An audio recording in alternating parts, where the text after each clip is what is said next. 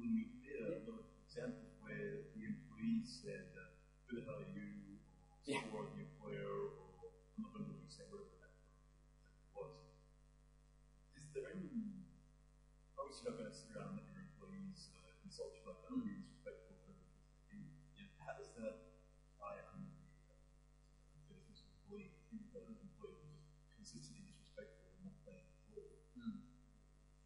Yeah, the law recognises, the starting point is to note that the law recognises that certainly an employer can be bullied by an employee. That can happen. So you could always argue that you are in fact a victim, and that sort of turns things around. Whether you'd want to go down that path is probably questionable because it's so time consuming and all the rest of it.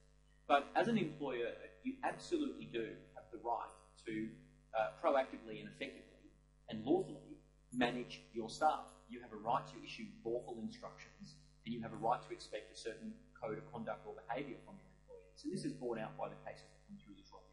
Employees who object to certain things, bring a claim and then lose because the commissioner says no, it's perfectly appropriate for the employer to say to you, you must not do this or you must not do that. So the key is consistency and the key is documentation. And when I say consistency, what I mean by that is if you have two employees and one of them is consistently,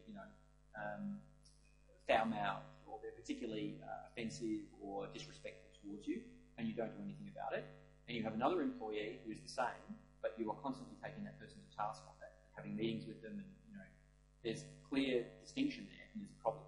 So that person, that would give rise to discrimination claims, adverse action claims, etc. Trick is consistency across the board, and to make it very clear what the standard acceptable behaviour is. Because what most employees will use as their justification is, no one has ever said I shouldn't do it. Right? You'll hear that a lot. No one ever said I couldn't spend 4 hours a day on Facebook. No one has ever told me that. Now, we all assume it should be a pretty logical thing. I'm paying you by the hour. I would kind of like you to do some work during that hour. We think that. But the employee will say, but no one made it clear to me that if I'd done all my work, that I wasn't allowed just to sit here and go on Facebook. So you should have your employment contract. Yeah, I would have a code of conduct. Yeah. I would have a code of conduct in the contract that specifically says, in this workplace, we do not use social media during working hours. You are more than welcome to take text messages. This is the other one that comes up. I use Facebook as one example of inappropriate conduct in the workplace. The other one is text messaging. I don't know when it became normal for people to sit at their desks all day and exchange text messages. Right? So, and it's not even just text messages anymore. Now everyone's using their mobile phones for instant messaging. So people sit there on Skype even sometimes IMing backwards and forwards, and they can do it all day, and they've done nothing. And their argument will be, but I've been doing that for 2 months, and then all of a sudden you've pulled me up on it after I said, we should have a Coke machine. So now I think you're taking adverse action against me because I've raised an issue with you, and now you're telling me that my behaviour isn't acceptable, right? So proactively, you have a policy in place right from day one. In this workplace, during working hours, we do not use social media services. In this workplace, you will not address other people in a rude or offensive manner. Yeah, you have those policies right up front, and what you'll also find if you do that is the calibre of the applicants that you have will improve.